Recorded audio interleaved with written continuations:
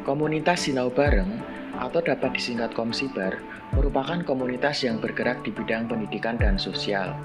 Didirikan pada awal pandemi COVID-19, Komsibar tercetus dari keresahan kami mengenai kurang efektifnya pembelajaran online di berbagai sekolah formal karena adanya pandemi, khususnya di kalangan anak-anak dan remaja. Maka dari itu, kami berinisiatif untuk membantu proses belajar mereka dengan cara sinau bareng atau belajar bersama, baik terkait pelajaran di sekolah maupun soft skill yang bersifat pendidikan karakter. Awalnya, kegiatan Komsibar berpusat di Desa Plumbon, Kecamatan Temon, Kulon Progo, Yogyakarta. Namun kini, kegiatan sinau bareng mulai meluas ke berbagai sekolah dan daerah yang membutuhkan akses pendidikan, terutama di Kabupaten Kulon Progo. Komsibar darimu untukku.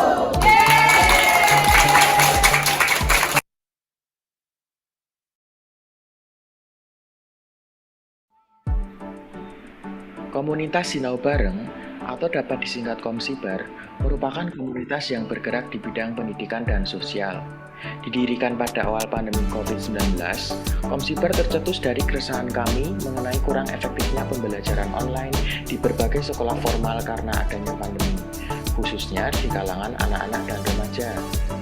Maka dari itu, kami berinisiatif untuk membantu proses belajar mereka dengan cara sinau bareng atau belajar bersama, baik terkait pelajaran di sekolah maupun soft skill yang bersifat pendidikan karakter. Awalnya, kegiatan Komsibar berpusat di Desa Plumbon, Kecamatan Temon, Kulon Progo, Yogyakarta. Namun kini, kegiatan sinau bareng mulai meluas ke berbagai sekolah dan daerah yang membutuhkan akses pendidikan, terutama di Kabupaten Kulon Progo. Komsibar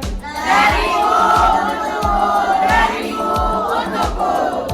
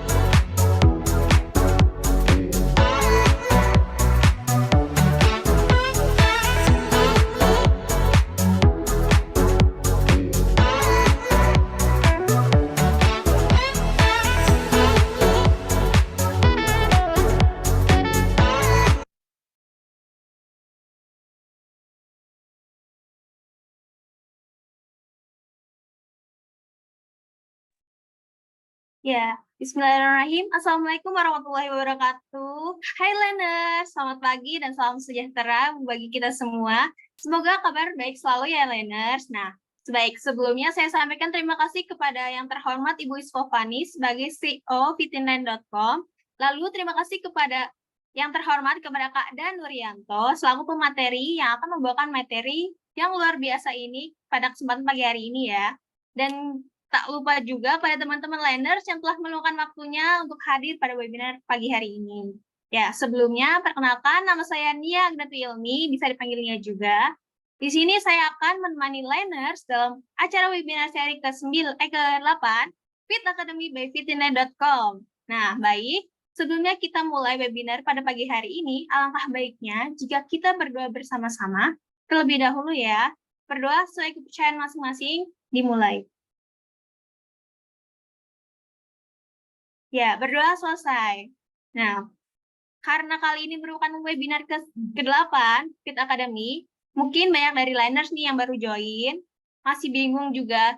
Sebenarnya Fit Academy itu apa sih? Nah, secara garis besarnya itu, Fit Academy itu merupakan salah satu produk dan layanan pembelajaran fashion dari fitacademy.com.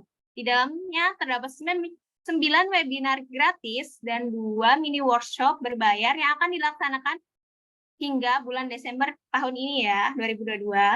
Nah, kali ini merupakan webinar ke-8 dari Fit Academy yang bertajuk acara foto produk fashion keren pakai HP, bisa nggak sih? Nah, kalau learners mau tahu lebih banyak mengenai rangkaian acara Fit Academy, bisa ya learners follow atau nggak pantengin Instagram Fit Academy dengan unsur Fit Academy _2022. Nah, sebelumnya saya informasikan kembali kepada learners untuk mengikuti webinar ini sampai akhir ya, karena link presensi akan dibagikan di akhir acara. Presensi ini merupakan syarat untuk mendapatkan sertifikat. Baik, sebelumnya kita masuk ke acara materi ya. Saya akan memperkenalkan sedikit tentang pemateri kali ini. Untuk tim Fit Academy, mungkin bisa share screen terlebih dahulu.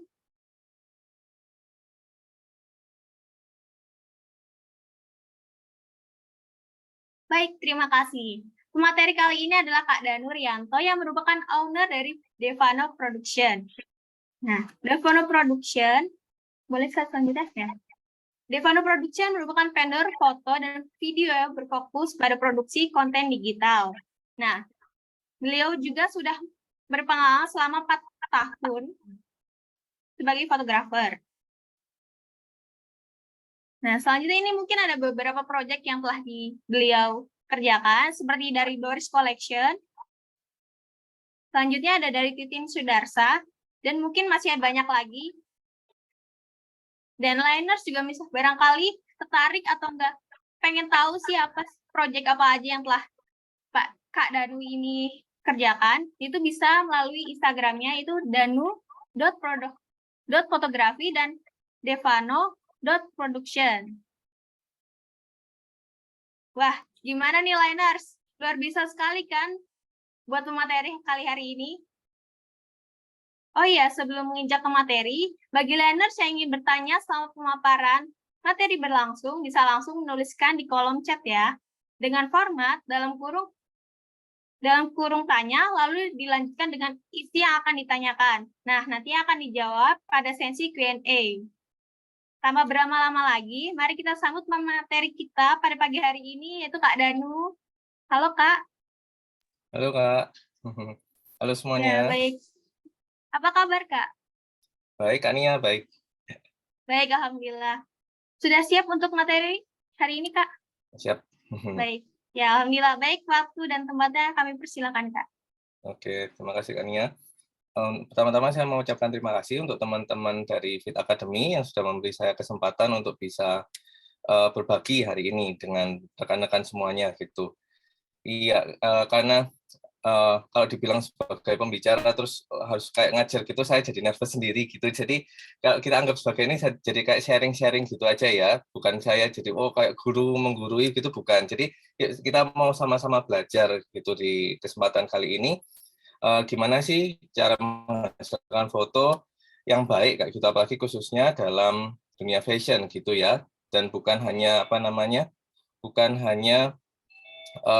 menggunakan kamera profesional, tapi saya diberi tema hari ini itu adalah dengan menggunakan kamera handphone. Nah, itu pertanyaan besarnya, masa bisa sih kayak gitu ya kan? Apa bisa? Gimana caranya?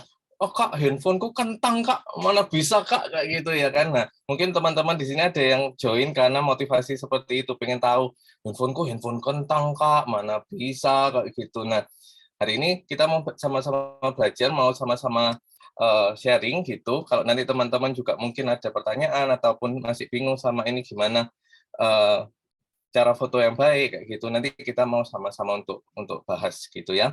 Nah, saya izin untuk share screen. Oke, sebentar.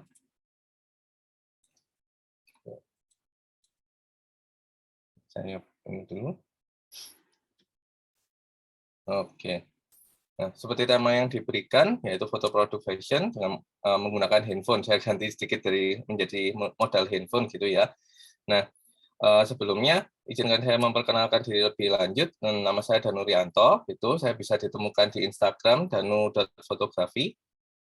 Saya sudah memulai karir untuk foto ini selama kurang lebih 4-5 tahun yang lalu kayak gitu. Jadi teman-teman kalau mau lihat hasil foto-foto, saya bisa langsung ya check this out.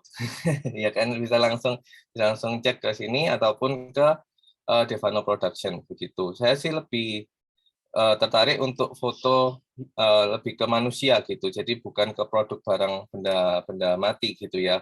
Karena itu kalau fashion dengan ada model manusianya itu saya lebih prefer ke motret seperti itu ketimbang moto makanan ataupun moto untuk produk-produk seperti itu. Begitu sih. Lalu feel free kalau mau teman-teman mau tanya-tanya gitu, mau DM gitu, saya bales gitu, asal nggak DM-nya jam 1 malam gitu ya nggak dibales ya guys ya. Jadi kalau mau tanya-tanya gitu ya nggak apa-apa, bisa DM gitu. Oke, nah terus pertanyaannya adalah, sekarang dikasih tema adalah fotografi menggunakan handphone. Kenapa sih harus handphone? Why phone? Why smartphone? Kayak gitu. As we know kayak gitu, di 2022 ini beda dengan zaman saya waktu SMA dulu gitu. Mungkin teman-teman di sini kemungkinan partisipannya adalah masih usia-usia SMA ataupun awal-awal kuliah gitu ya. Kalian beruntung deh guys, lahirnya di zaman-zaman teknologi modern kayak gini guys. Karena kalau di zaman saya dulu waktu SMA, kamera handphonenya itu buat video cuma bisa mentok-mentok formatnya 3GP gitu aja. Nggak tahu kan 3GP apaan? 3GP apaan nggak tahu kan? Nah kan 3GP yang burik banget gitu, orangnya bisa pixel semua. Tapi kalau video ada yang nonton, banyak. Cuma yang seusia saya aja ngerti kelihatannya itu apa. Ya kan 3GP. Terus setelah itu kalau format fotonya juga baru di zoom sekali, set gitu. Wah, wajah kita sudah seperti tersangka ini pengedar narkoba gitu ya, alias kotak-kotak gitu ya. Jadi benar-benar pixelnya pixel yang rendah banget. Itu sekitar 2004. Saya SMA itu 2004. Ya, kelihatan kan umurnya berapa, guys? Jadi udah tua guys, gitu. Jadi 2004 kamera itu fotonya memang kecil sih, hasil foto resolusinya kecil, terus kapasitas memorinya juga kecil, kualitasnya juga kecil, guys. Jadi jangan harap banyak dari kamera masa lalu kayak gitu. Tapi bedanya dengan handphone zaman now ya kan, kayak iPhone berapa yang kemarin baru iPhone 14 gitu kan ya. Wih, kamera bisa ngalahin DSLR kayak gitu. Nah, itu berarti teknologi smartphone sekarang ini itu sudah makin canggih kayak gitu. Biarpun gambar yang saya pakai di PPT ini bukan smartphone yang kekinian gitu kan ya, tapi kalau kita tahu smartphone sekarang itu teknologinya sudah kok canggih-canggih, bisa kameranya bisa foto backlight lumayan bisa, terus juga in the dark itu juga bisa, bahkan dengan harga yang nggak tahu mahal. Kita nggak ngomongin iPhone 14 gitu ya, itu kan sudah buat sultan aja sudah. Tapi kalau teman-teman di sini ada yang memang mampu kayak gitu untuk beli iPhone ya, why not kayak gitu.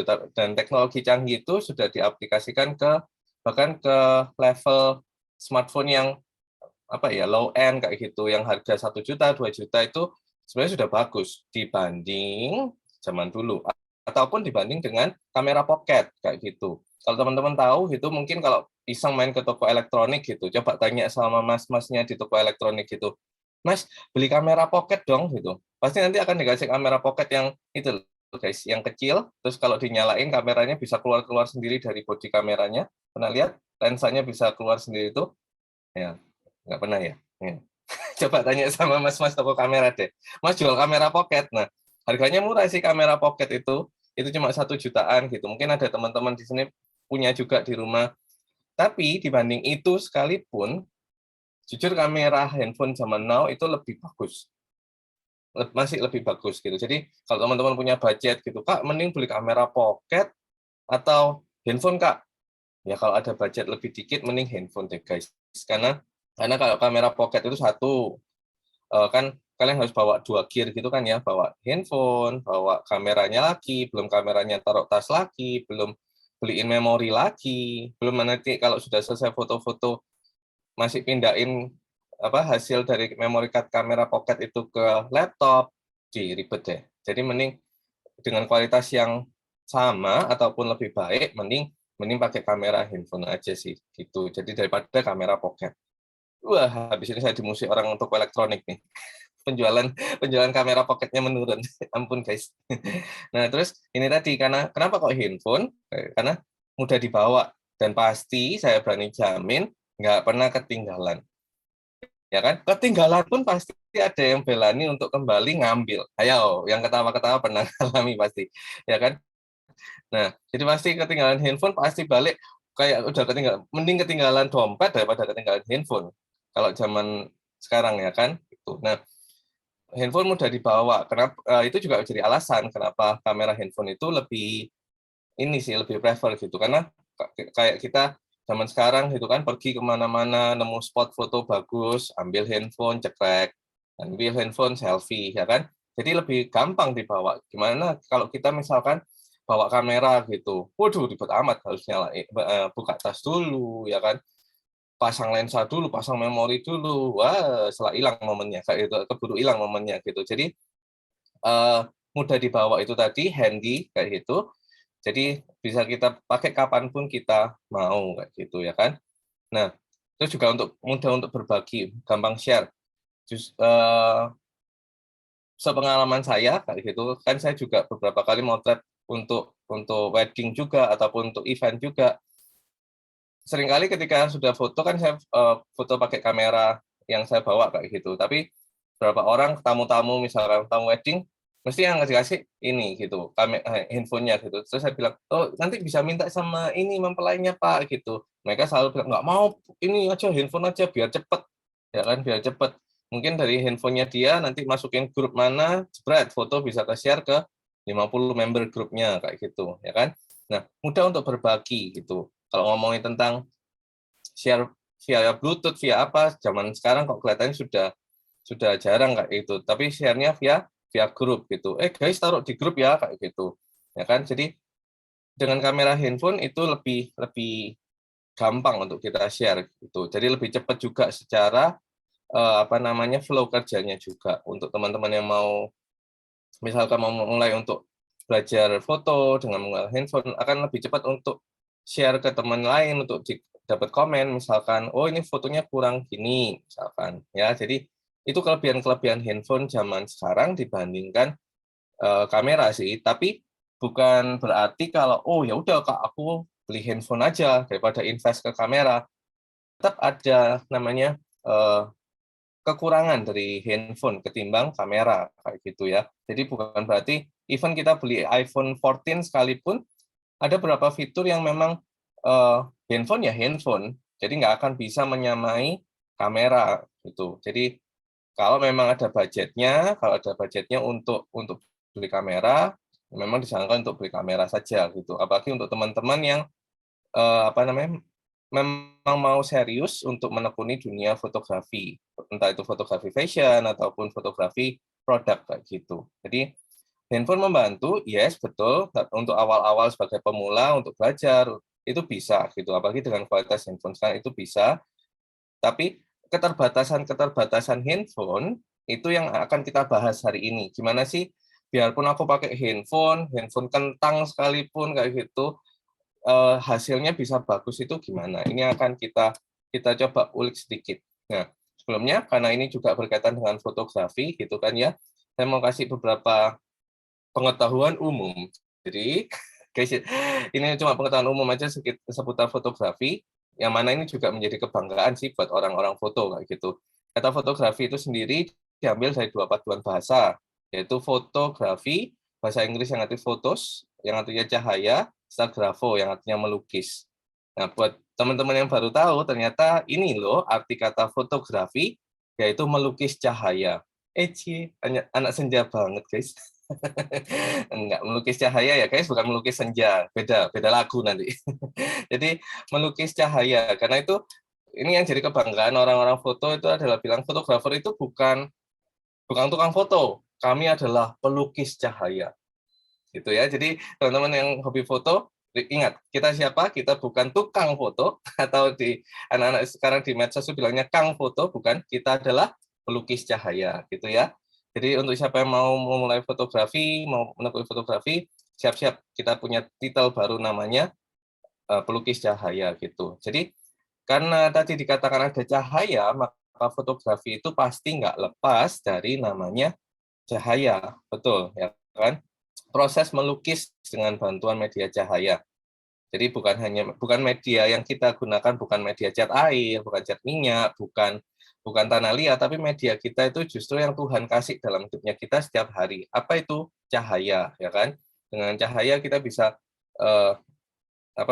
mengabadikan suatu momen kayak gitu. Nah, kita akan pelajari itu nanti lebih lanjut tentang dasar-dasar fotografi. Oke, jadi apakah smartphone dan fotografi itu berjodoh? Seperti kamu dan dia? Iya. Jadi seperti saya bilang tadi, fotografi adalah seni melukis cahaya, yang mana itu sudah didukung sekali dengan apa namanya teknologi smartphone yang kita punya, teknologi kamera pada smartphone. Jadi kalau dibilang berjodoh, dilihat dulu aja. Yang pastinya adalah dengan menggunakan smartphone itu menunjang untuk kita bisa belajar dan mengembangkan karir di fotografi. Ngomong-ngomong, ketika saya awal memulai profesional sebagai fotografer, ya nggak serta-merta saya itu punya kamera mahal gitu, ya enggak sih guys. Jadi kalau boleh saya sharing sedikit, saya hobi foto, bahkan saya hobi foto dari SMA, yang masih pakai kamera yang tadi saya bilang itu, sekali zoom, muka kita sudah langsung jadi kayak pelaku pencurian motor gitu kan ya, kotak-kotak gitu, pixel semua. Tapi hobi banget tuh, ambilin foto gitu, pakai handphone burik gitu. Bahkan kemarin saya sempat nemu di hard disk saya gitu, foto-foto lama, hasil jepretan pakai handphone, itu udah, apalagi di Facebook kan ya, kalau saya pernah upload di Facebook, buat teman-teman yang masih punya Facebook gitu, Facebook keep our past. Jadi Facebook itu menyimpan aib-aib kita juga di masa lalu, guys. Jadi saya lihat di Facebook gitu, lihat hasil-hasil foto yang lama gitu, pakai caption, misalkan ambil foto kucing gitu, padahal pakai handphone yang di zoom sekali sudah kotak-kotak gitu, itu sudah pakai caption The Art of Cat, gitu kan ya, The Art of Cat, seninya kucing, apaan gitu ya kan. Tapi banyak juga postingan saya di masa lalu gitu yang saya ambil menggunakan handphone. Seiring berjalan waktu, ada beberapa handphone yang saya pakai juga kelihatan di situ, oh dari handphone yang jadul banget, yang gampang untuk ngeblur, kotak-kotak pixel kayak gitu ya kan, sampai akhirnya saya bisa untuk beli kamera untuk memulai ini hobi dan pekerjaan foto ini gitu sih teman-teman. Jadi jangan merasa kecil hati kalau misalkan hari ini kita start dari hal yang kecil kayak gitu. Misalkan, Kak, aku nggak punya kamera, nggak ada budgetnya gitu. Nggak apa-apa, let's start with apa yang ada. Kita start dengan apa yang kita punya. Kalau kita punya handphone di tangan, ya ayo kita maksimalkan handphone kita kayak gitu. Handphonenya kentang, Kak, ya dimaksimalkan handphone kentang, guys. Karena itu jangan minder gitu. Bisa kok berkarya kayak gitu, bisa. Saya pernah satu kali juga ikut kayak gathering fotografer gitu, bukan gathering sih, lebih ke hunting foto gitu. Jadi kan kalau teman-teman tahu ada hunting foto yang kayak misalkan, oh bayar sekian, maka ada model yang disediakan untuk bisa difoto gitu kan ya. Nah, saya pernah tuh ikut kayak gitu, itu banyak sih, ada sekitar 50-an fotografer, pakai kamera semua. Tapi di antara 50 orang ini ada satu orang, dia itu pakai handphone. untuk foto model, pakai handphone untuk apa namanya, ikutan hunting juga, dan dia nggak minder kayak gitu. Jadi ya itu, biarpun kita cuma punya apa di tangan kita sekarang, manfaatkan itu dengan semaksimal mungkin gitu. Kalau bisa jadi pemasukan ekstra buat kita, ya syukuran kayak gitu, atau bisa untuk kita belajar lebih lagi itu ya. Jadi selanjutnya yang saya mau share itu lebih ke gimana sih memaksimalkan smartphone kita untuk menciptakan foto yang bagus. Mana ya? Tapi saya nggak akan bahas lebih dalam tentang teknis, karena saya sadar handphone setiap kita itu pasti beda-beda. Mungkin ada yang di sini pakai iPhone 14, ada yang pakai cuma Samsung apa namanya, Samsung A berapa kayak gitu. Sama kok, saya juga bukan handphone yang sampai sampai sekelas Sultan yang iPhone gitu. Ya pengennya gitu ya guys ya, tapi yang gimana? Saya lebih invest ke gear yang berupa kamera sih ketimbang handphone gitu. Ya biarpun ngiler juga lihat iPhone 14. Jadi saya nggak akan belajar tentang teknis. Oh ini guys masuk sini gitu.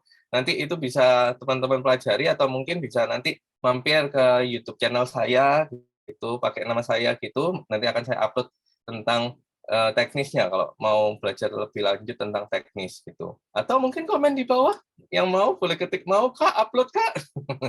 Udah macam YouTuber guys. Nah gitu ya. Jadi saya akan lebih sharing tentang dasar-dasar dari membuat foto yang bagus itu gimana gitu. Seperti saya bilang, apapun gear-nya, bukan apapun minumannya gitu ya, apapun gear-nya, kita masih bisa buat foto yang bagus asal kita paham beberapa dasar-dasar berikut ini. Ya, jangan terintimidasi dulu dengan judulnya dasar-dasar fotografi, langsung leave meeting, jangan ya. Nah, ini nggak berat guys, nggak berat. Beratan rindu guys daripada dasar-dasar fotografi. Oke, nah yang perlu kita tahu di dasar-dasar fotografi itu ada 3 sebenarnya, cuma 3. Yang pertama segitiga exposure namanya, terus ada komposisi, lalu ada depth of field. Apaan nih Kak Danu, apalagi aku udah mumet sama kuliah Kak, kena ginian tambah buyar, ini apa ini Kak, kayak gitu.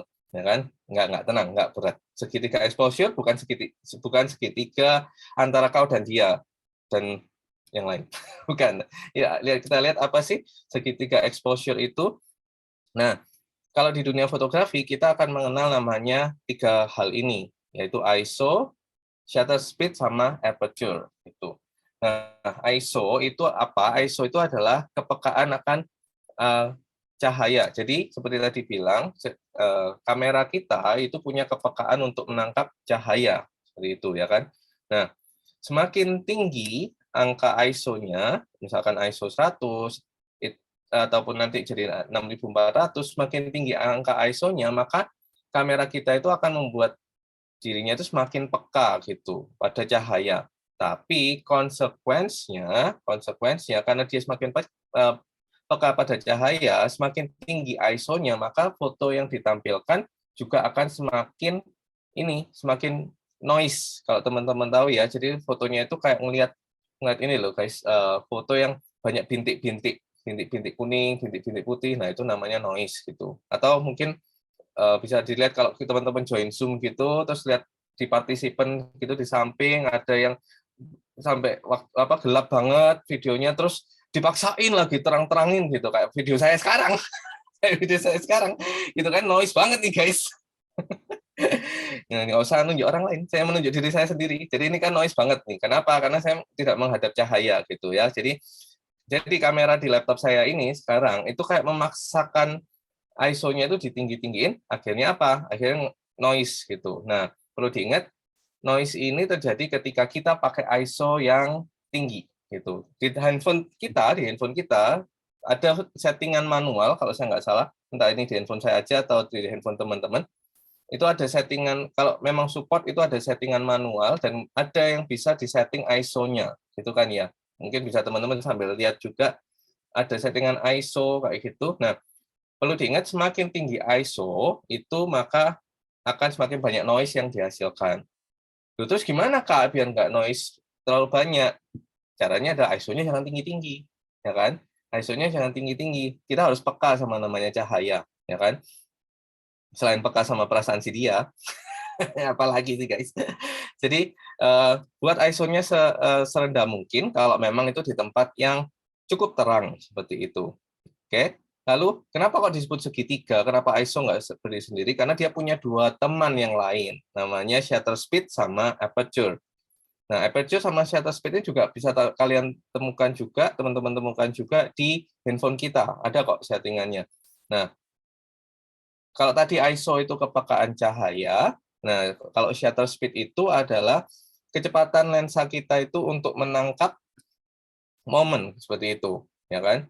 Shutter speed itu untuk menangkap momennya. Jadi kalau misalkan 1/250, contohnya gitu, itu semakin besar angka sepernya itu, maka dia akan semakin lambat untuk menangkap momen gitu.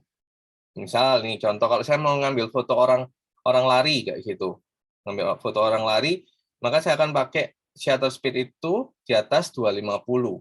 Supaya apa? Supaya ketangkap tuh orang lari kakinya masih kelihatan kayak berlari gitu. Jadi nggak langsung ngeblur semua gitu. Ya kan?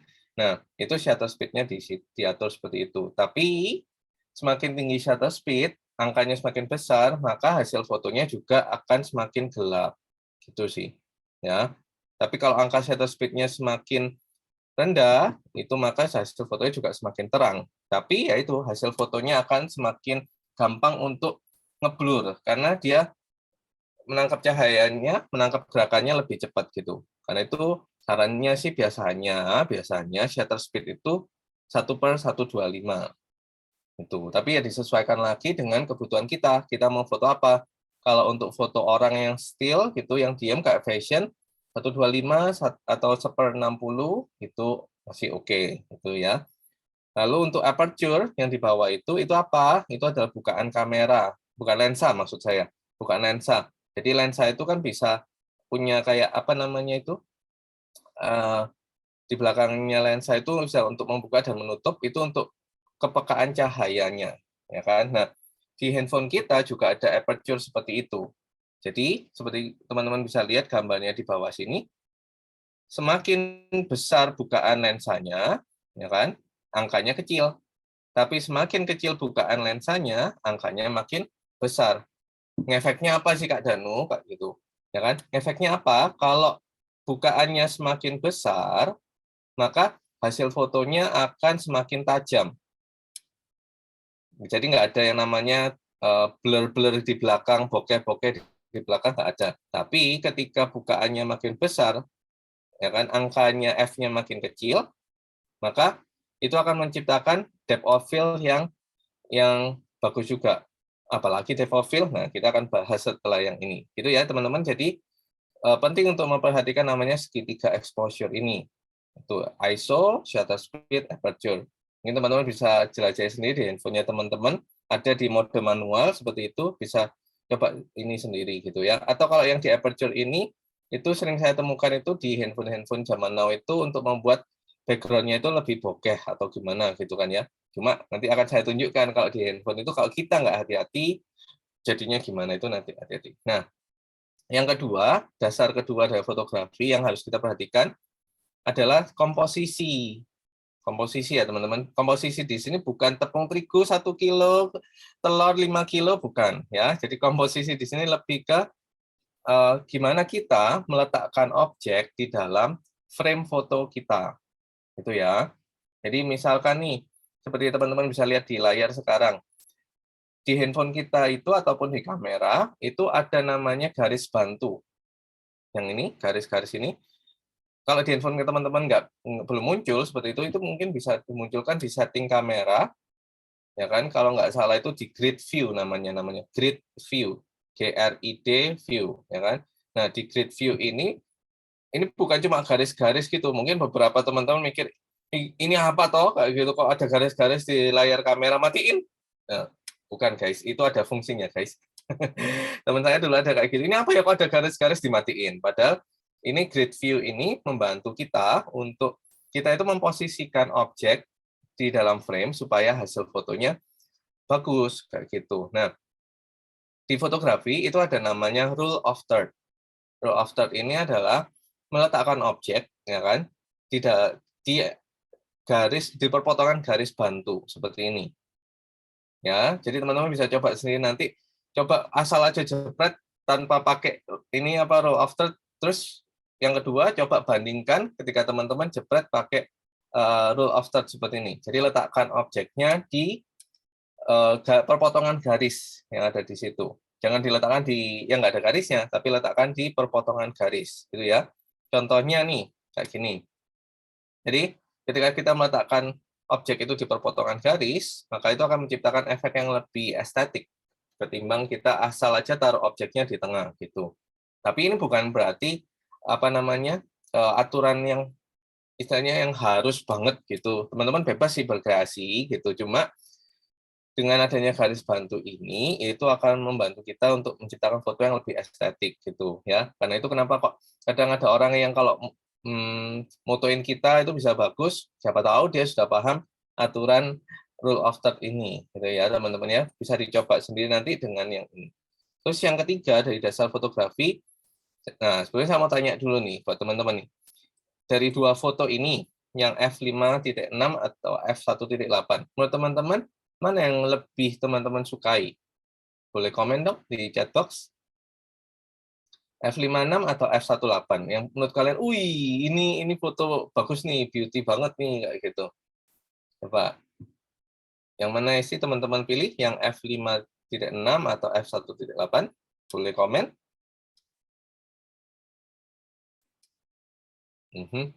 Kanan. 1.8. Oke. Oke, nah. Kebanyakan bilangnya 1.8, betul. Bukan betul sih, nggak ada betul salah sih di sini ya. Nah, oke. Siap-siap, thank you teman-teman. Nah, seperti teman-teman lihat, yang 1.8 ini lebih disukai. Kenapa? Karena apa bedanya coba? Ada yang tahu bedanya di mana? Kalau yang F56 ini, background-nya itu masih kelihatan, ya kan? Background-nya masih kelihatan, sedangkan yang 1.8 ini itu background-nya lebih blurry gitu. Atau anak-anak suka bilangnya, wah bokeh, bisa bokeh gitu ya, bokeh. Nah, ini tadi seperti saya bilang tadi tadi yang segitiga exposure, semakin kecil angka f-nya, yang mana bukaan lensanya kan juga akan lebih besar, ya kan? Maka fokusnya juga akan lebih detail gitu, yang akhirnya menciptakan blurry di belakang, menciptakan background-nya jadi ngeblur, fokusnya hanya ke objek yang di depannya saja gitu. Tapi kalau kita pakai f yang besar, f56 gitu, antara objek dengan background itu ya lama-lama bisa flat juga gitu, nggak ada bedanya, nggak ada depth of field-nya seperti itu. Nah itu dasar ketiga dari fotografi adalah depth of field. Ini perbandingannya ya teman-teman ya, bisa dilihat semakin besar angka f-nya, maka objek dengan background itu masih kelihatan ini sih, masih kelihatan background-nya masih terlihat, tapi semakin kecil angka f-nya, maka background-nya semakin ngeblur, semakin bokeh orang bilangnya sekarang, ya kan? Apalagi ciwi-ciwi pasti lebih suka yang f1.4. Jadi beauty ya kayak gitu. Biasanya gitu. Nah, tapi masing-masing ini ada kelebihan dan kekurangannya seperti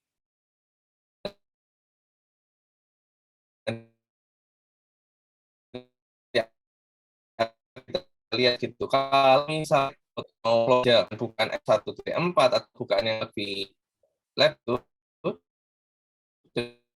yang lebih kecil itu bagus kan. Tapi guys, bayangkan kita pakai f1.4 ini untuk foto kawinan atau foto graduation yang orangnya berbanyak, kanan kiri ada papa mama, ada 4.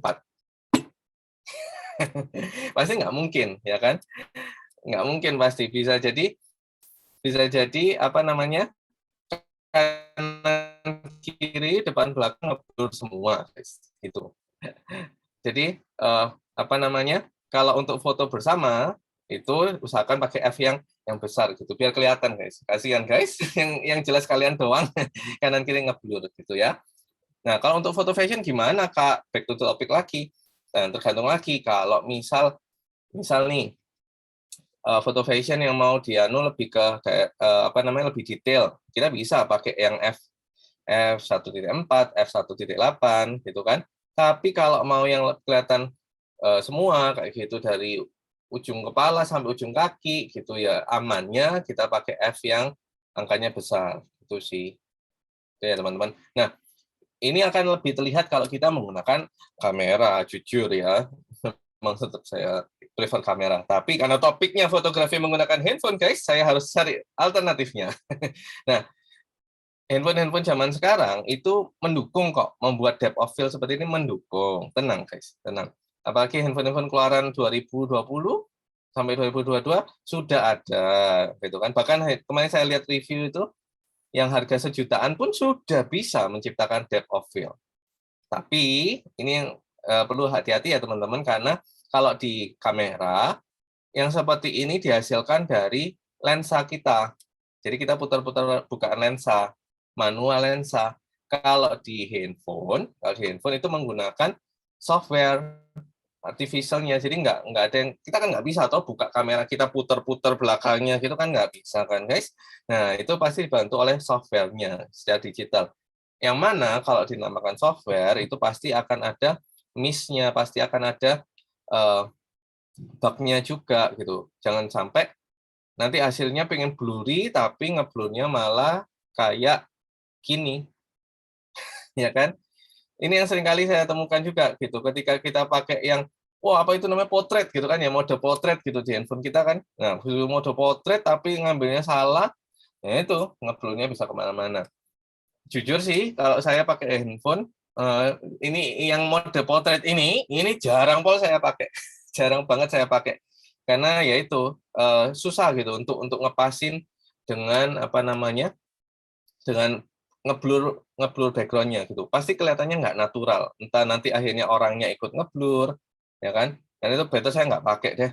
Gitu. Saya nggak pakai yang ini untuk di smartphone kita. Ya kalau teman-teman bisa, teman-teman pro, wah kak aku pro kak, bikin depth of field pakai handphone. Ya saya harus berguru sama Anda. Gitu ya. Nah, apakah handphone makin mahal itu juga makin smart untuk kayak gini menentukan depth of field gitu?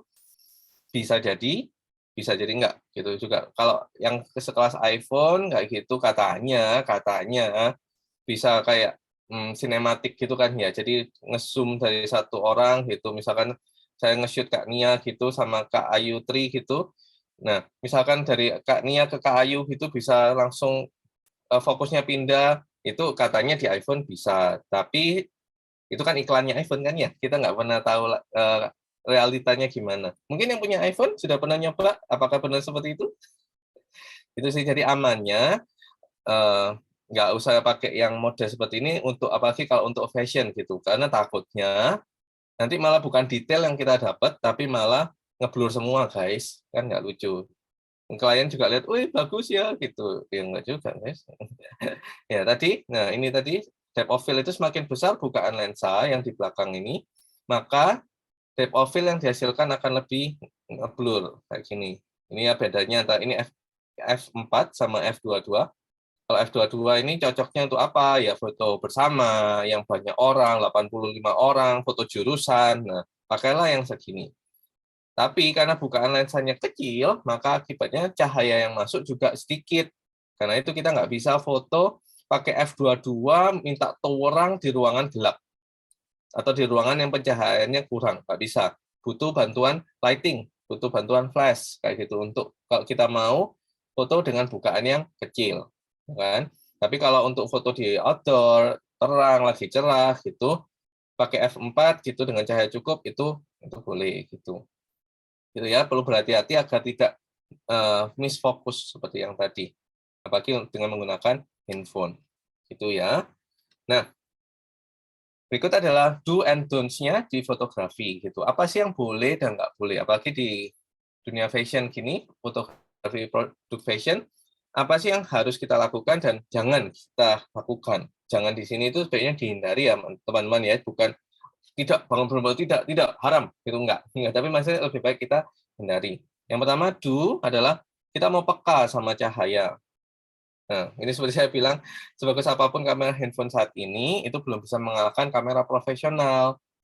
Untuk teman-teman yang mau belajar foto fashion dengan menggunakan handphone, pastikan adalah untuk kita peka sama cahaya. Jangan foto di tempat yang gelap, kafe-kafe gelap gitu, hindari. Kalau bisa sebisa mungkin fotonya siang-siang, kayak gitu, yang mana cahaya masih cukup, gitu ya. Jadi nggak usah ala-ala senja gitu. Kak, aku mau foto senja, Kak, jam 5:30 sore, Kak. Nah, sholat, guys, jangan foto-foto, guys, 5:30 sore, ya kan? Nah, jadi apa namanya, kalau mau foto-foto senja gitu, kalau handphonenya nggak mendukung, mending nggak usah. Jadi daripada nanti dikiranya bukan foto fashion, malah jadi foto mencari penampakan gitu ya, gelap gitu. Jadi nggak usah. Jadi bertemanlah dengan cahaya gitu ya, berteman dengan cahaya karena cahaya itu penting apalagi untuk kamera-kamera low end kayak gitu, kamera handphone, kamera low end kayak gitu, cahaya itu penting gitu. Kenapa? Karena untuk kamera-kamera yang mahal ataupun kamera smartphone yang mahal, mereka memang support untuk low light-nya bagus ataupun untuk pencahayaan yang kurang bagus itu mereka bisa untuk support itu. Tapi untuk handphone-handphone yang menengah ke bawah ataupun handphone kentang kayak gitu, better kita rajin-rajin berteman sama cahaya gitu. Kalau tempatnya gelap, usahakan cari tempat yang ada cahayanya gitu. Nah, ketika kita sudah bermain dengan cahaya, kita tahu arah datang cahaya, kita bisa kok nanti bermain-main lagi dengan artistiknya dari fotografi. Kayak tadi dibilang kan, fotografi itu kan bermain dengan cahaya, melukis cahaya. Nah, jadi kita harus paham nih, cahaya datang dari mana, apakah dari belakang, ataupun dari depan, dari atas, kanan, kiri. Nah, ketika kita sudah paham ini, sudah bisa peka sama cahaya, kita bisa coba-coba berkreasi, oh mau bikin side light, seperti foto yang saya foto ini di slide teman-teman, ini pakai side light dari sebelah kirinya modelnya, gitu kan. Nah, bisa seperti itu. Jadi menciptakan nuansa yang lebih gelap di sebelah kanan, ya kan? Atau misalkan kalau teman-teman pernah lihat ada foto yang dari atas gitu cahayanya, itu juga bagus. Teman-teman saya bilang itu cahaya ilahi gitu ya dari atas gitu. Cering, nyinarnya cuma bagian rambut gitu. Itu juga boleh. Tapi untuk fashion diharapkan untuk apa namanya? Fotonya itu terang gitu semuanya dari depan, kanan, kiri itu terang. Kenapa? Karena kan eh, ketika kita berbisnis fashion, tentunya kan yang orang mau lihat adalah detail dari baju yang kita jual, begitu kan ya. Jadi fotonya juga harus mendukung gitu. Jangan misalkan detail dari baju ini ada di sakunya misalkan, tapi malah kita taruh sakunya di sebelah yang gelap, bukan di arah cahaya kayak gitu. Kan ya sayang gitu. Akhirnya detailnya nggak dapat. Jadi intinya pekalah sama cahaya gitu. Nanti eksplorasi lagi sama cahaya. Kalau tahu gelap, tahu terang, aturan settingnya tadi sudah ada di yang sebelumnya. Kalau teman-teman terlambat atau tadi ketiduran atau ke toilet, bisa nanti lihat recordingnya. Ya, siapa tahu ya guys ya. Oke, lanjut lagi. Nah, jadi yang pertama tadi adalah peka sama cahaya. Nah, yang kedua ini gini, jangan lupakan detail, ya kan? Karena seperti saya bilang tadi, fashion itu sama halnya dengan seni. Dengan seni melukis, seni fotografi, pasti ada nilai-nilai seni yang pengen disampaikan oleh desainernya atau pembuatnya kepada semua orang, ya kan? Nah, dan nilai-nilai ini seringkali tertuang dalam detail-detail outfit atau baju. Nah, ini tugasnya kita sebagai seorang fotografer, ya kan, ataupun pemilik pemilik bisnis fashion gitu. Apa sih yang pengen ditonjolkan gitu? Apa sih pesan yang ingin disampaikan melalui fashionnya kita? Nah, itu yang harus kita capture dalam fotonya kita. Jangan sampai bagian-bagian itu malah miss, malah nggak ke foto kayak gitu. Nah, seperti contoh yang foto saya buat untuk Doris ini, mereka punya detail-detail unik gitu kan ya. Ada kayak tabrak-tabrak bahan, tabrak-tabrak warna kayak gitu. Nah, itu yang mereka mau untuk lebih tonjolkan seperti itu. Ya, jadi kalau misalkan kliennya misalkan lupa untuk briefing kita, misalkan oh harus ambil foto di detail ini gitu. Kita yang harus inisiatif untuk ambil detailnya di situ. Jangan tunggu briefing dari klien gitu ya, guys. Jadi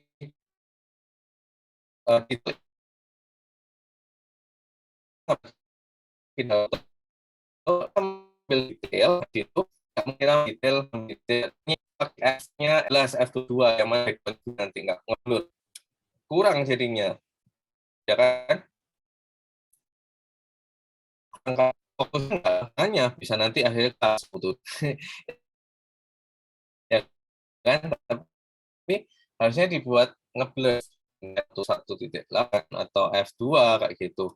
Itu membuat background, kata orang yang melihat itu fokusnya ke objeknya, bukan ke background-nya. Gitu sih. Ya, jadi jangan lupakan detail. Nah, ini kenali dan pahami karakter gear yang kita gunakan. Saya ngomong ini bukan untuk yang bukan handphone saja, tapi juga untuk mungkin yang sudah punya kamera, ya kan, pengen tahu gitu, ikut webinar ini juga. Nah, apapun gear yang kita pakai,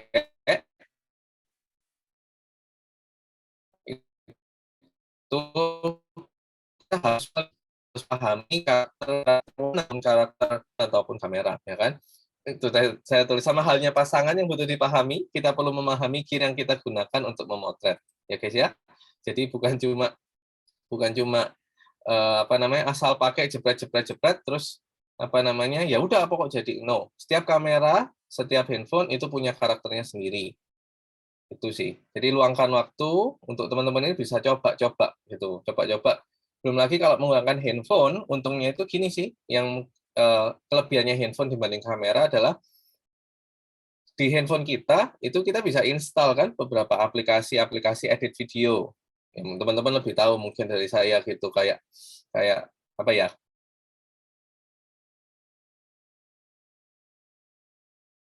Iya, ke-mute guys, nggak sengaja. Saya ulangi lagi, misalkan teman-teman mungkin lebih lebih tahu gitu apa namanya aplikasi-aplikasi editing di handphonenya kita gitu itu bisa menunjang untuk menghasilkan foto fashion yang baik. Tapi selebihnya adalah kenali karakter dari gear-nya kita gitu ya. Kalau dulu saya sih awal-awal pakai handphone juga bukan handphone yang mahal kok. Saya pakai handphone yang murah-murah gitu. Asal bisa untuk komunikasi, kirim-kirim pesan gitu, sosmed dikit-dikit, bukan gamers, jadi bukan performa yang saya cari, jadi kamera pun pasti ngikuti gitu kan. Jadi saya belajar untuk mengenali karena handphone saya ini bukan handphone mahal, handphone murah, gimana sih memaksimalkannya gitu. Saya coba-coba, oh ternyata kamera ini bagusnya waktu ini cahayanya terang gitu, tiba-tiba bisa efek shadow-nya lebih kental gitu. Tapi kalau pakai kamera lain, misalkan smartphone lain, loh kok beda? Hasil bayangannya shadow-nya nggak setebal yang handphone satunya loh, kayak gitu. Jadi coba kenali karakter gear yang kita gunakan. Kamera juga gitu. Yang sudah punya kamera ini satu brand sama brand lain, saya nggak bisa sebut brand, belum dapat sponsor kamera. Misalkan kamera A sama kamera B, itu beda karakternya. Misalkan apa? Ya nggak boleh sebut nama, nggak boleh sebut brand. Intinya gitu. Nah terus lensa pun juga beda-beda karakternya gitu. Kita ganti lensa itu pun akan membuat hasilnya beda juga. Ya hanya untuk kamera ya, untuk ganti lensa jangan coba-coba ganti lensa di smartphone Anda. Daripada rusak kenapa-kenapa. Oke, lanjut. Yang selanjutnya adalah jangan sungkan untuk mendirect pose model. Nah, seperti karena kita fokusnya adalah foto fashion kayak gitu, kita harus berani untuk ngomong sama modelnya, komunikasikan dengan modelnya, pose seperti apa yang kita mau kayak gitu. Asalkan ya itu ya tetap sopan gitu. Karena ini sih kalau di dunia fashion, beberapa kali saya moto juga untuk fashion seperti itu, beberapa klien itu punya model yang memang profesional. Ya kan memang kerjaannya model, sudah tahu pose-posenya gitu. Jadi tanpa saya arahin pun mereka sudah kayak ulet kepanasan gitu, bisa action sendiri gitu ya, bisa nggak disuruh, bisa pose sakit kepala gitu kan ya, bisa gini gitu, padahal nggak disuruh, bisa gitu. Tapi buat model-model yang baru mulai atau bukan model, mungkin dia punya kenalan saudaranya lumayan cantik gitu, bodinya lumayan bagus, jadi model kayak gitu. Terus karena nggak punya basic model, ya kan, jadi butuh kita untuk apa namanya mengarahkan gitu. Jadi jangan sungkan gitu. Jadi itu pentingnya kita punya mood board namanya. Nanti akan saya bahas lagi. Jadi mood board itu membantu kita untuk tahu nih pose-pose apa yang mau difoto nantinya gitu. Jadi ketika modelnya juga canggung, pose apa lagi nih Mas? Pose apa lagi nih Kak? Nah, kita harus punya referensi, oh habis ini gini gitu. Tanpa melupakan tujuan utamanya fashion tadi. Mau diambil ini misalkan detailnya di sebelah mana, maka kita akan lebih mengarahkan ke situ. Jadi contoh di layar teman-teman ini adalah foto yang saya ambil untuk Putra-Putri Batik Jawa Timur 2022 yang lalu gitu. Jadi ada yang memang model, benar-benar model, memang profesional model, sekolah model, tapi ada juga yang ikut karena baru sekali itu aja, karena mungkin merasa cantik kayak gitu dan pengen coba. Beda, feel-nya beda. Ketika kita foto itu beda. Jadi ada yang butuh diarahkan, ada yang memang sudah langsung gesturnya itu sudah menunjukkan itu. Jadi jangan sungkan untuk arahkan, asal jangan itu kita tetap sopan dan tidak berlebihan. Sopan dan berlebihan ini pengertiannya seperti apa? Nanti akan saya bahas di yang Jones itu sih. BTW, yang ini teman-teman bisa tebak nggak kira-kira yang profesional model yang kiri atau yang kanan? Dilihat dari gesturnya aja yuk, tebak-tebakannya. Yang kira-kira profesional model yang kiri atau yang kanan? Waduh, susah nih Kak. Boleh komen di chat box. Yang benar-benar profesional model yang mana nih kira-kira?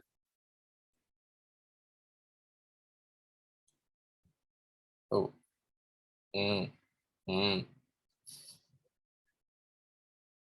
Ya, kelihatan ya. Kebanyakan betul sih jawabnya. Ya, betul. Nah, tapi bukan seperti tadi saya bilang, berarti yang kanan ini bukan profesional model sih. Mungkin jam terbangnya lebih tinggi yang kiri memang sih. Ketika nanti teman-teman terjun langsung ke dunia fotografi fashion gitu, rasa kok. Maksudnya mana yang benar-benar model tanpa kita arahkan pun dia bisa langsung ini, dia tahu angle-angle-nya gitu. Fotografer tinggal cek gitu, enak banget sih memang. Tapi akan jadi challenge buat kita, tantangan buat kita kalau model baru, debutan baru ataupun memang bukan model, kita yang harus pintar-pintar arahkan seperti itu. Jadi gimana caranya supaya kita punya banyak referensi? Yaitu jangan malas untuk kita itu cari referensi, gitu kan. Ada beberapa tempat untuk cari referensi pose model. Pertama pasti kita bisa googling, ataupun teman-teman bisa cari di Pinterest, ya kan. Di Pinterest itu enaknya kita bisa buat ini kan, kita bisa pin, kita bisa taruh di satu papan sendiri gitu. Jadi teman-teman kalau misalkan butuh untuk pose office look atau apa gitu, kalian bisa kategorikan sendiri. Saya sering pakai yang Pinterest ini untuk bikin mood board biasanya gitu. Tinggal ketik aja kategori, misalkan men's outfit formal atau women outfit formal misalkan, itu ada di Pinterest. Lalu setelah itu kalian bisa pin, bisa buat langsung kayak boardnya gitu, supaya kalian bisa taruh itu semuanya di situ. Jadi next time kalau kalian cari lagi, butuh referensi, bisa langsung ke Pinterest-nya kalian. Atau Instagram, ya kan? Di Instagram ada banyak banget gitu, kita bisa follow akun-akun fotografer, kayak akun saya, jangan lupa follow guys. Ataupun akun-akun akun-akun fashion yang lain gitu. Jadi kurang-kurangilah itu, kita follow Lambe Tura, ya guys ya. jangan follow yang seperti itu, tidak berfaedah guys. Gitu. Jadi kalau memang pengen banyak referensi, kenapa kok gitu Kak? Karena media sosial itu bekerja dengan algoritma. Algoritma itu apa? Algoritma itu artinya semakin sering kita membuka suatu akun ataupun mengunjungi akun sejenis itu, maka media sosial itu akan merekomendasikan hal yang sama di explore-nya kita. Coba teman-teman coba sendiri. Kalau teman-teman kebanyakan nontonin konten-konten selebritis gitu di shotnya yang Lambe Tura gitu, nggak lama, sehari explore kalian akan penuh dengan Rizky Bilar dan Lesti Kejora guys. Gitu. Jadi algoritma sosial media itu berguna buat kita kalau kita misalkan collect nih info-info seputar fashion, kita save, kita like, maka media sosial akan kasih kita ini loh yang kamu butuhin gitu. Saya sering sih kayak gitu, sering follow fotografer sama Instagram di explore, dikasih juga fotografer lain ataupun hasil karya lain gitu. Yang mana itu berguna buat kita. Kalau sudah berguna, jangan lupa di save guys. Instagram kan sudah bisa di save kan ya, bisa di save. Kalian bisa lihat juga di Instagram juga sama kayak Pinterest. Kalian bisa save, kalian bisa apa namanya buat kategori save-saveannya gitu. Ya, jadi apa namanya perbanyak referensi. Yang terakhir DeviantArt mungkin jarang ada yang dengar, itu website lama sih, sudah lama banget selama Facebook kali ya, yang isinya itu lebih ke karya-karya seni, bisa karya digital ataupun foto gitu. Cuma yang ini levelnya sudah bukan ya apa ya, lebih ke yang sudah aneh-aneh gitu, editannya aneh-aneh kayak gitu, itu yang di DeviantArt gitu sih. Jadi perbanyak referensi, perbanyak melihat tepatnya. Mungkin ini sih teman-teman yang saya bisa sharing dari pengalaman saya sih. Otak kita itu diciptakan Tuhan itu bisa nyimpan banyak memori, ya kan? Memori yang menyenangkan atau memori pahit ditinggal pacar semalam. Ya kan? Nah, itu akan tersimpan di memori kita, termasuk dengan apa yang kita lihat, apa yang kita dengar, apa yang kita rasakan, ya kan? Nah, karena itu ketika mata kita terbiasa untuk melihat foto-foto yang bagus, foto-foto yang dari brand-brand luar ataupun dari vendor-vendor luar, maka itu akan tersimpan di otaknya kita. Jadi tanpa sadar ketika nanti kita foto, kita sendiri yang buat karya, itu akan punya kualitas yang kurang lebih hampir sama kayak gitu. Jadi yaitu outputnya kita, apapun yang kita hasilkan itu tergantung dari apa yang kita lihat, apa yang kita dengar, apa yang kita rasakan, ya kan? Apa yang kita tonton, apa yang kita dengarkan, itu berpengaruh gitu. Jadi banyak-banyak isi dengan referensi-referensi yang bagus seperti itu sih. Oke, saya lanjutkan. Nah, ini dia. Ketika kita motret jangan salah fokus. Itu. Misal motret fashion berarti motret outfit kan, jangan fokus ke memotret ekspresi modelnya. Atau kayak di foto yang saya tayangkan ini, fokusnya beneran salah, dalam artian salah fokus beneran. Ya kan? Bukan fokus di orangnya, tapi fokusnya ke pohon di belakangnya. Kan sayang ya guys ya. Jadi pastikan jangan salah fokus, entah teknis, entah konsep gitu. Kalau memang foto outfit, misalkan Anda pemilik bisnis gitu ya, pastikan yang difoto outfitnya, jangan terlalu banyak di ini. Atau kalau Anda fotografer, handle klien yang apa namanya fashion, ya outfitnya dong, jangan terlalu fokus sama ekspresi modelnya. Kalau sudah difoto secara outfit, oke beres, mungkin mau foto potret beauty sama modelnya, minta izin dulu mungkin sama ownernya gitu, mungkin boleh gitu kan ya. Tapi untuk ketika kita dibayar untuk foto fashion, membuat foto fashion, ya fokuslah untuk membuat foto fashion yang menarik seperti itu. Oke. Nah, jangan salah konsep juga seperti saya bilang tadi. Dalam produksi foto, kita seringkali fotografernya harus siap dulu dengan konsep foto sebelum mulai pemotretan. Kenapa? Karena beberapa klien mungkin sudah punya konsep, misalkan dari brand-brand yang besar gitu. Berapa kali saya juga gitu, ada satu brand gitu sudah punya mood board-nya, nanti fotonya kayak gini, tone-nya kayak gini, angle cahayanya kayak gini, make up-nya kayak gini gitu. Mereka sudah datang dengan mood board. Mood board itu kayak gini nih, seperti teman-teman bisa lihat. Itu isinya konsep dari foto yang ingin kita buat, kita hasilkan ya kan. Nah, sebaiknya ketika sesi pemotretan kita nggak jauh-jauh dari mood board ini guys gitu. Jadi daripada melenceng-melenceng nanti malah nggak dapat sesuai yang klien mau gitu. Sebaiknya itu yang butuh kita konsultasikan dulu sama klien yang punya brand fashion kayak gitu, mau bikin seperti apa konsepnya. Misalkan nih contoh brand A datang ke kita gitu, mau photoshoot Kak. Oke, kayak gitu. Tapi mereka nggak bilang mau apa gitu konsepnya. Kita udah rancangkan gitu modelnya mau yang apa namanya elegan gitu kan ya, pakai jendela yang ada cahaya ilahinya gitu. Ternyata outfitnya street, kan nggak cocok ya gitu. Jadi harus ada komunikasi dengan dengan ownernya, dengan pemilik fashionnya gitu, supaya kita bisa ini apa namanya aturkan gitu. Kalau misalkan outfitnya lebih ke streetwear, ya jangan foto di hotel bintang 5 ataupun di lobi hotel yang elegan gitu.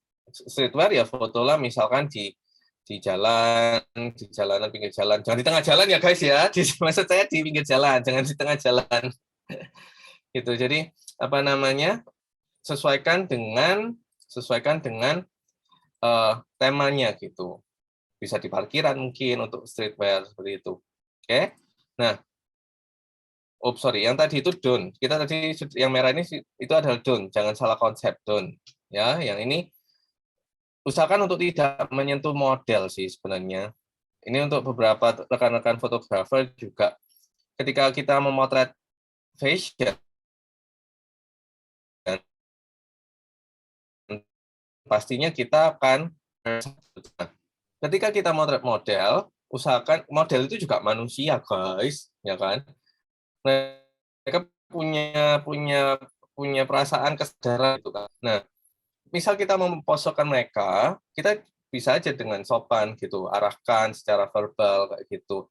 Atau tunjukkan deh, yang misalkan dari referensi-referensi yang kita sudah kumpulin tadi nih, kita bisa tunjukkan ke mereka, Kak, bisa posenya kayak gini ya gitu. Misalkan untuk model yang benar-benar kaku gitu, kita bisa tunjukkan gitu. Atau kita cukup verbal aja bilang gitu. Oke, jadi itu sih bangun interaksi dengan model. Itu sih. Udah, jadi itu adalah do and don'ts-nya untuk fotografi fashion. Begitu pemaparan dari saya, mungkin ada pertanyaan atau mungkin ada tambahan? Lagi. Saya Ya, kembalikan ke buat Liners, barangkali ada yang ditanyakan.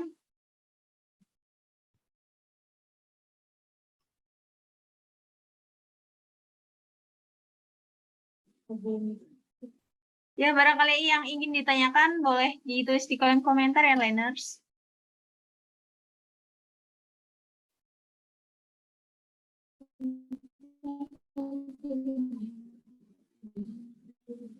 itu di chat box katanya Oh, ini kan ya? Kak, ada yang tanya Betul. nih. Oh, Oh ya, dari Kak Diana. Mau dibacakan nanti gimana, Kak? boleh kan ya? Oh, boleh.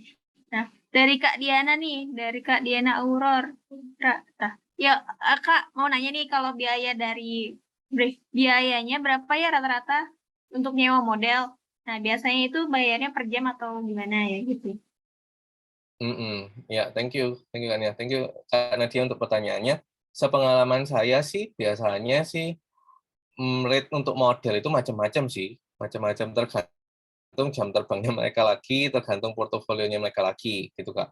Kalau makin tinggi jam terbangnya, makin banyak kliennya, biasanya sih memang lebih mahal untuk harganya gitu, dan dibayarnya biasanya sih ada yang per jam, ada yang per sesi, jadi di bookingnya misalkan per sesi 2 jam untuk photoshoot, ya udah, itu deal-dealan sendiri sih sama modelnya, gitu sih. Untuk rate-nya sih bisa beda-beda ya, karena tiap kota, tiap daerah, tiap model, seperti tadi saya bilang, itu beda-beda gitu.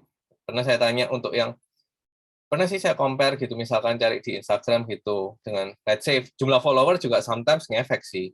Misalkan nih saya tanya ke model yang followernya 1.000 sama yang 11.000. Bayangan kita yang 11.000 lebih mahal.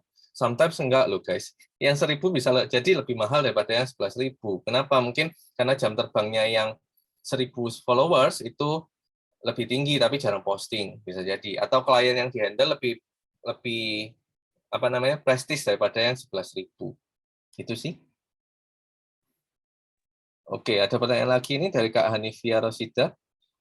Kenapa membangun interaksi dengan model itu penting? Nah, pertanyaan bagus nih Kak Hanifia. Jadi kalau misalkan nih, kita kan nggak hanya sebagai fotografer, kita kan nggak hanya motret mereka gitu aja, misalnya waktu oh ya sudah ini udah kamu bergerak sesukanya aja, nggak. Saya cuma sadari gini sih, prinsip saya adalah manusia, model itu manusia, tuh, model manusia gitu, bukan barang. Kita lagi moto produk, kita nggak lagi moto misalkan produk yang bisa kita ubah-ubah sesuka semaunya kita, gitu kan. kita bisa ajak interaksi mereka supaya apa? Supaya kita bisa dapat chemistry dengan mereka juga gitu. Chemistry dalam artian bukan chemistry negatif ya guys, tapi dengan kita membangun percakapan simpel gitu dengan model, kita bisa arahin mereka itu dengan lebih luas gitu, dan mereka pun merasa nyaman dengan arahan kita gitu. Daripada nih contoh nih, kalau misalkan kakak-kakak teman-teman misalkan datang ke studio gitu, mau foto kak gitu, tapi fotografernya judes banget, diam aja, cuek bebek gitu ya kan. Nah, pasti nggak nyaman ketika diarahin. Tapi kalau fotografernya welcome, friendly, itu kan pasti lebih enak buat ngarahin kita. Nah, gitu kan ya. Oke, ada pertanyaan lagi dari Kak Fajar. Lama-lama jadi penyiar radio saya. Halo Kak, untuk install software foto di HP, kira-kira perlu Android yang minimal versi berapa ya Kak? Software foto, maksudnya untuk editing foto mungkin ya Kak. Nah, kalau untuk software untuk editing foto sih, misalkan kayak Adobe Lightroom atau yang lain sih tergantung dari handphonenya lagi sih. Biasanya support atau tidak itu sudah dikasih notification-nya di mana, di Play Store-nya seperti itu. Ini support enggak dengan handphonenya kita gitu. Itu sih Kak. Jadi nggak ada minimal Android versi berapa sih. Tenang Kak, Android versi yang lama-lama sudah akan punah sendirinya kok. Jadi Kakak nggak usah bingung. Itu. Oke. Kalau untuk software ya paling software yang bisa direkomendasikan kayak Adobe Lightroom, terus beberapa aplikasi editing foto lainnya kayak VSCO kayak gitu. Saya sendiri pribadi jarang sih pakai editing karena saya lebih banyak menggunakan laptop gitu. Kalau untuk aplikasi foto kamera, saya tetap pakai aplikasi foto yang bawaannya dari kamera sendiri gitu sih. Begitu. Oh, ada pertanyaan lagi dari Kak Faridatun. Kak Faridatun bertanya, misalkan kita mengambil foto pada event fashion show saat Prabhawati berjalan, supaya bisa dapat hasil yang bagus, triknya bagaimana? Thank you Kak Faridatun. Jadi seperti tadi ya, kalau misalkan untuk objek yang bergerak, ya kan mungkin kita bisa setting aperture-nya sama shutter speed-nya. Shutter speed itu berarti kecepatan lensa kita itu untuk menutup dan membuka, ya kan? Nah, itu bisa disetting angkanya semakin tinggi, misalkan misalkan 1/250 atau 1/25 kayak gitu. Itu sih. Tapi untuk fashion yang catwalk model berjalan itu kan maksudnya mereka jalan pun masih aman gitu kan ya Kak, daripada yang mereka kan nggak kayak kita motret polisi lagi ngejar orang yang nggak pakai helm kan ya, jadi masih lebih lambat lah, jadi masih aman 1/25 kayak gitu.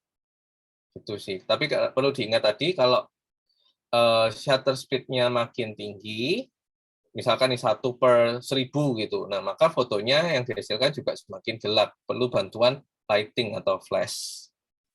Begitu Kak Faridatun, semoga menjawab. Ya, Kak Tania. Ya, untuk planners ada yang ditanyakan lagi? Apa sudah cukup planners? Oh, sudah terjawab tuh dari Kak Faridatun. Ya, mungkin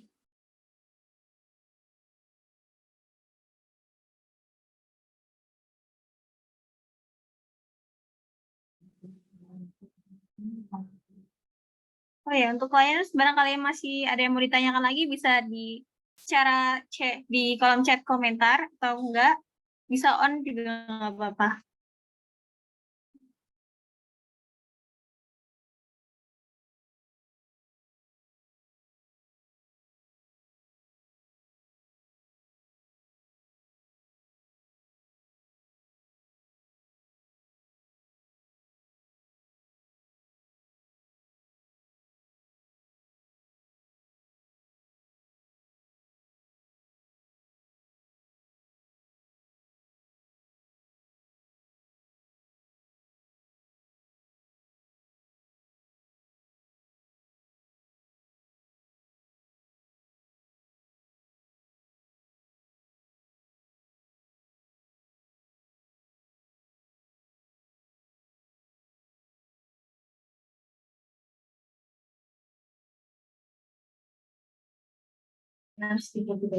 Barangkali dari liners ada yang mau ditanyakan lagi, bisa nanti kami tunggu ya sampai jam 10.16, kira-kira jam segituan.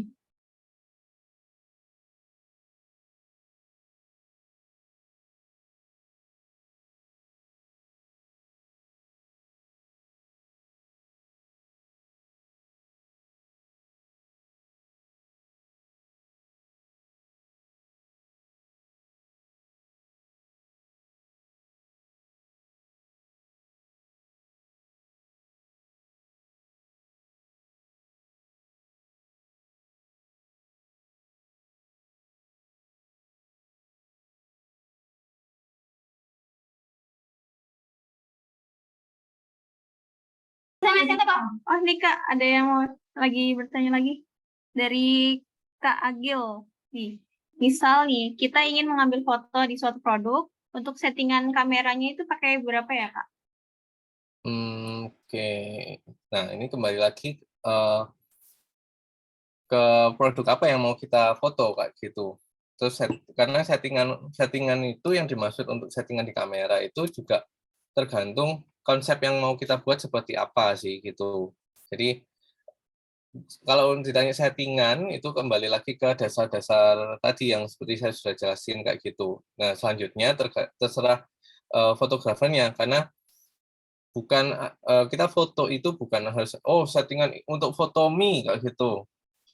Settingannya segini enggak kayak gitu, tapi kita bebas kok, fotografernya bebas untuk berkreasi kayak gitu. Misalkan mau lebih terang gitu ya, maka kita akan pakai misalkan ISO yang lebih tinggi ataupun bukaan yang lebih besar kayak gitu. Pengen lebih bokeh ya bukaannya lebih besar kayak gitu. Itu sih untuk foto produknya, kembali lagi foto produk apalagi. Tapi untuk normalnya untuk foto produk supaya kelihatan jelas kayak gitu, misalkan nggak ngeblur ya itu tadi bukaannya misalkan jangan ditaruh di f1.8 tapi taruhlah di f4 misalkan, seperti itu sih. Jadi lebih kelihatan ininya apa namanya detail dari produknya itu sendiri gitu. Gitu sih. Iya. Ya, ada lagi tuh Kak yang bertanya dari Kak Rozino. Nah, itu mau tanya komposisi pada fotografi ada berapa ya, Kak? Gitu, Komposisi, komposisi. thank you Kak. Ada Kak Rosino, thank you. Komposisi ada berapa? Yang pasti nggak sebanyak komposisi dalam pembuatan udang goreng Kak, pasti nggak. Jadi komposisi di sini cuma itu tadi sih. Maksudnya komposisi itu dalam artian gimana kita meletakkan objeknya gitu saja sih. Komposisi itu kayak pembagian kita meletakkan objek di dalam frame itu apakah sudah diletakkan di apa namanya sesuai rule of third atau tidak gitu. Kalau ngomongin komposisi yang lainnya, misal ada lagi nanti kita akan kita kenal namanya ini negative space misalkan. Negative space ini satu istilah yang kalau teman-teman pernah lihat ada model gitu, terus tapi modelnya cuma ada di sudut kayak yang tadi saya share yang di gambar ada anak baju kuning itu. Nah, belakangnya sebelah kanan itu kosong, ya kan? Kosong gitu, cuma pemandangan aja. Itu namanya negative space. Atau mungkin teman-teman pernah lihat ada model di tengah gitu, terus background-nya kanan kiri atas bawah, nah atasnya kosong, tapi dikat cuma sebatas pinggang kayak gitu. Nah, itu juga itu komposisi yang namanya negative space gitu. Jadi ada banyak sih, dan kalau misalkan harus pakai yang mana di fotografi kita tidak ada yang kayak seperti itu sih. Jadi lebih ke tergantung kreativitasnya teman-teman aja gitu. Kalau saya bilang, harus seperti ini, foto makanan itu makanannya nggak boleh miring-miring, kesannya tumpah. Saya pernah sih dulu digituin sama satu orang gitu. Ya saya tetap respect dengan yang orang itu bilang, tapi saya jadi takut untuk berkreasi setelah itu gitu loh. Karena apa ya kayak kok ribet banget gitu. Jadi di dalam fotografi itu teman-teman bebas kok explore. Kalau teman-teman punya style sendiri, mau foto gimana, asal fotonya tanpa estetik dengan beberapa dasar yang tadi itu sudah menurut saya sudah oke gitu sih. Jadi nggak ada yang harus foto makanan nggak boleh miring gitu. No. Jadi jangan takut untuk berkreasi, jadilah kreatif dalam menciptakan suatu foto itu. Begitu. Ada lagi nih kelihatannya Kak dari Kak Tuti.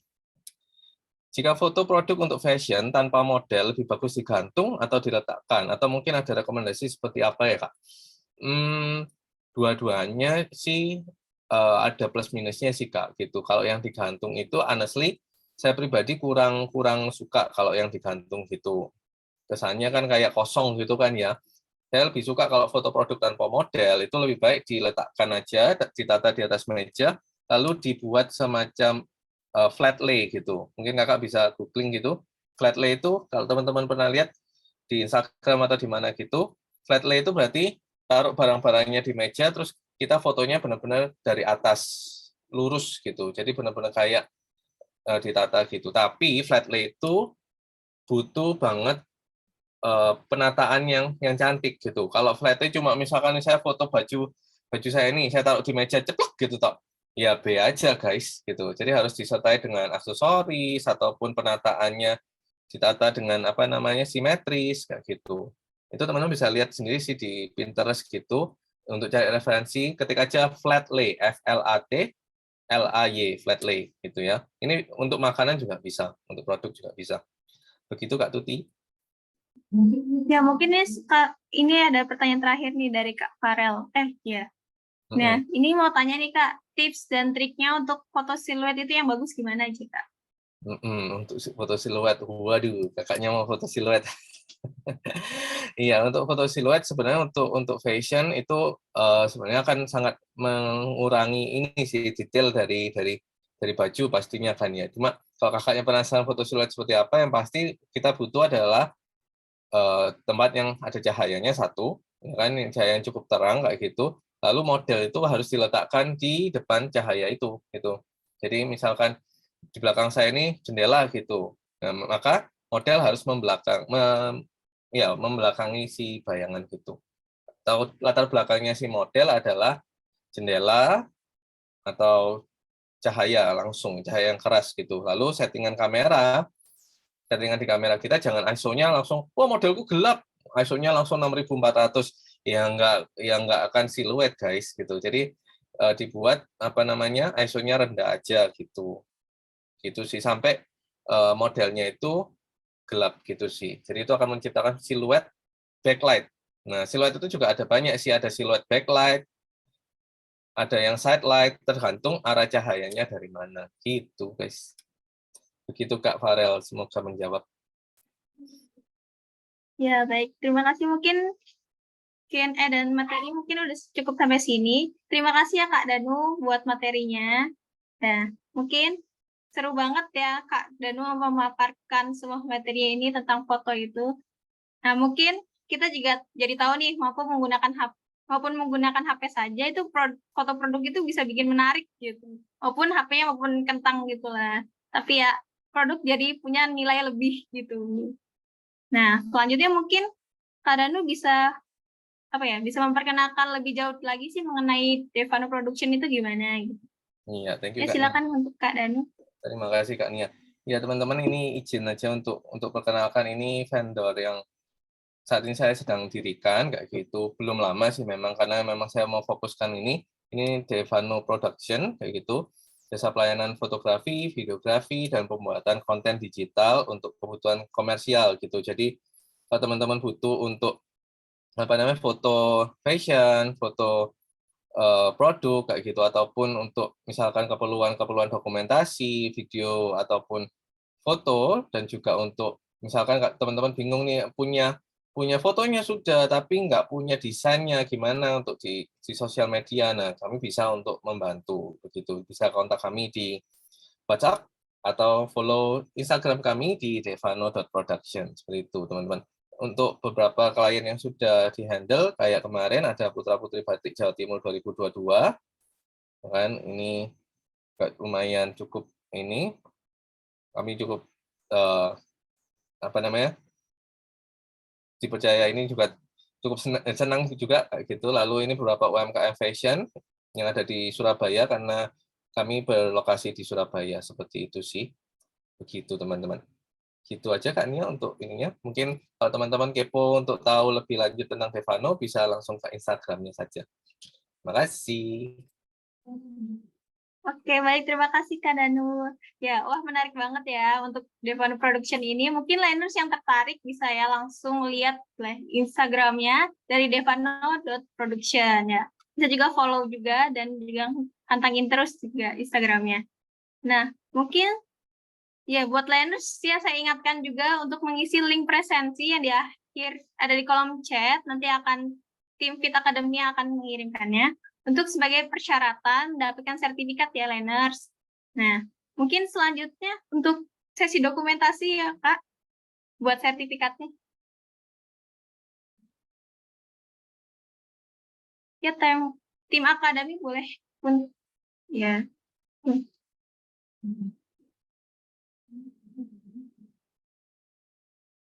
Ya baik Kak, mungkin ini buat sesi foto sertifikatnya Kak. Oke. Ya. Baik.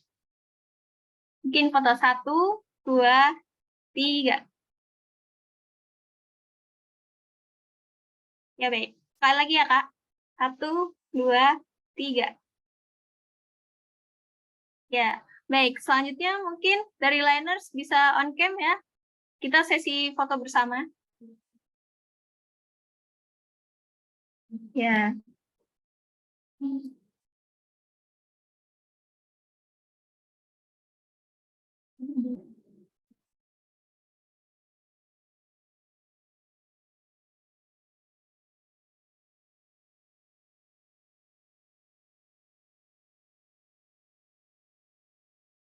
Baik, Liners. Ini mungkin akan dimulai ya sesi foto bersama. Untuk slide pertama, ya. Oke. 1, 2, 3. Oke, sekali lagi ya buat slide pertama. Oke, 1, 2, 3. Ya, untuk slide selanjutnya 1, 2, 3. Mungkin sekali lagi ya. Untuk selanjutnya 1, 2, 3. Baik, terima kasih untuk Liners. Terima kasih juga buat Kak Danu untuk atas materinya untuk Terima kasih. pada kesempatan kali ini ya. Oke, baik. Terima kasih untuk Liners. Barangkali yang kepo tentang Fit Academy juga atau enggak untuk Devon Production bisa pantengin terus ya IG-nya. Ya, saya ingatin kembali untuk Liners yang untuk mengisi link presensi yang ada di kolom chat ya, untuk persyaratan mendapatkan sertifikat. Nah, baik, untuk sesi selanjutnya yaitu ya. Nah, nih untuk Liners yang kepo tentang terkait topik bisnis fashion, bisa lihat timeline-nya ya. Berikut ini adalah timeline Instagram. Ada Instagram Fit Academy dan yang berunsur name @fitacademy_2022. Nah, untuk timeline-nya yang terdekat mungkin ada webinar ke-9. Ada webinar ke-9 yang bertajuk bisnis fashion yang bisa kamu bikin dengan modal minim. Nih, barangkali Liners yang ingin membuat sebuah produk fashion ataupun apapun itu yang mungkin modalnya bisa minim. Ya akan diselenggarakan mungkin pada Sabtu minggu depan ya, 10 Desember. Nah, ya oke. Kita tunggu juga kedatangan ya, Liners. Ya, sampai jumpa pada rangkaian webinar selanjutnya ya, Liners. Hanya di Fit Academy by fitinlearn.com. Terima kasih untuk Liners semuanya. Nah, ya, wassalamualaikum. Bye-bye. Terima kasih, Kak Danu. Terima kasih. Terima kasih teman-teman. Ya.